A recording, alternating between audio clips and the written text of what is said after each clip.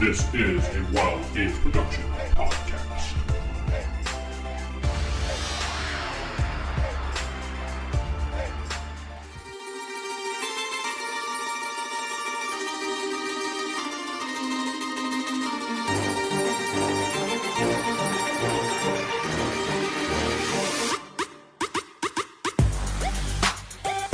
Good morning, folks. This is Vince, the Evil DM, the podfather of OSR podcasting. Another episode this morning. How you doing, folks?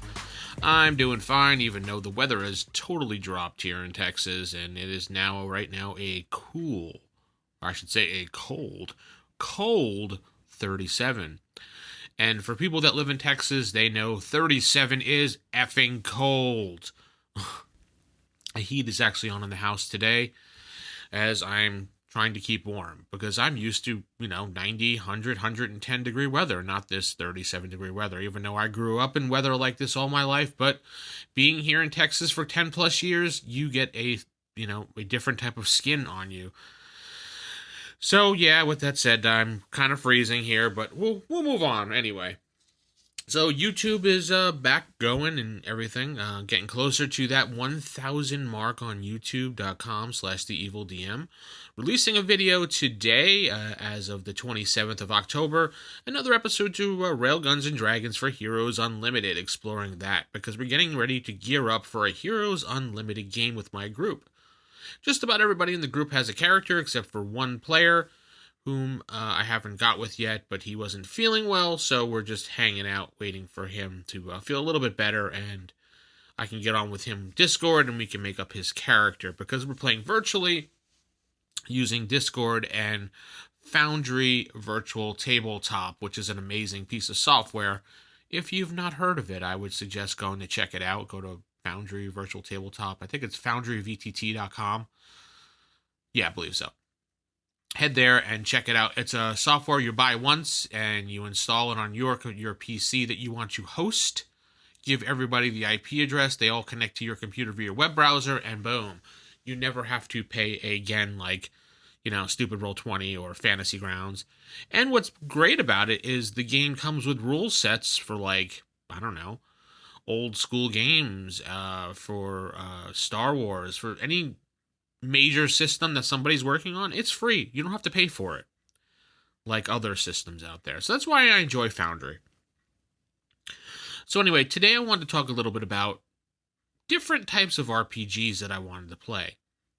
Now, it's been floated around to play a smaller game with my group, with only like 2 to 3 players, and maybe to play a cop type, procedural type RPG. Now, I know there aren't too many RPGs that focus on that, and there really isn't much of an interest in that, but I think it could be an interesting game, and I floated it past 2 people so far, and they seemed to enjoy the idea. They were like, oh, that sounds kind of cool, because I hyped it up and made it sound like it could be like The Shield. Remember The Shield TV show with Michael Chiklis? Yeah, the Strike Force and being dirty cops and everything like that, and trying to take down the bad guys with your own justice, things like that. So I kind of floated that idea, and it was pretty interesting to the players. They were like, oh, that's not a bad idea. Something different, something small that we can play when there's no one else around. One of those type of games.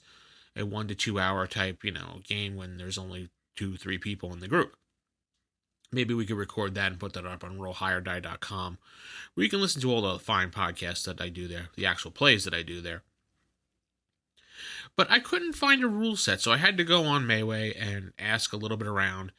The only rule set that I was coming up with, other than D6, Mini 6 had a little, even though it's like the smallest core book possible, it's like 32 pages, but it actually had a little sample setting in the back of cops, like Dragnet style.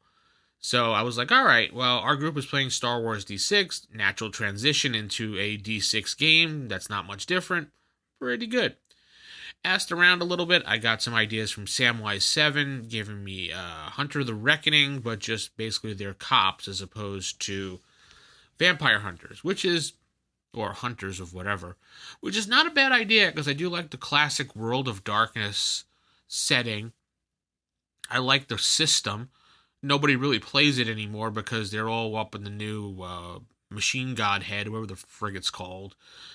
I gave up on White Wolf a long time ago, so I'm not really up to date on them. I've only breached as far as, I don't even know what they're calling it these days, but I went as far as New World of Darkness and then back to Classic because I didn't like the New World of Darkness. And I think they went to New World of Darkness, and now it's Machine God Head or whatever the heck it's called by David Hill. David Hill Jr. I don't know what his name. David Hill was his name, who was heading it up. He came on my podcast a bunch of times and was a guest on when I was in Darker Days Radio as a host there.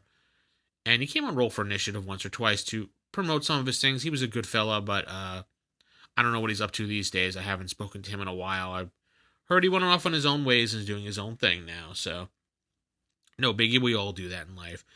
But I got that, and I got Delta Green as well. I think it was Basic... I forgot what it's the... Basic Fantasy? No. Something like that. And a couple other really good suggestions, but I think I'm going to lean towards the D6 Mini 6 setting because it's something that we all already know. I don't have to worry about teaching somebody something, and D6 is probably one of the easiest systems in the world, even attempt to play. I mean, the only thing you have to get used to is the whole roll, and then everybody has to roll the dodge or parry type thing, as opposed to a static armor class, which most Dungeons & Dragons players are used to, which I can actually do with Mini 6, because it has its own static armor class type situation if you use those optional rules in the book. I shouldn't say book, 30-page pamphlet. But it's really compact. For 30-something pages, or whatever it is, 60, I don't know. It's very small. It's very compact and very, very good. A lot of people recommend it. Anti-Paladin Games put it out many years ago, I think 2010. They haven't updated it since, but it doesn't really need updating. So what do you think about a cop procedural RPG? Do you have any ideas for me what I can use other than what I've mentioned? I mean, you could probably take any game and do it with it, but I was looking for one that specifically was set up. Oh, the other one I was thinking about was Gangbusters as well, which is perfectly set up for that, but I don't really, not interested in the era setting of that game right now. It is a fun game, but I'm not really interested in how that is set up. Not my cup of tea right now. Even though Mark Hunt is doing an excellent job of producing that game, and props to him making Gangbusters BX. So, yeah.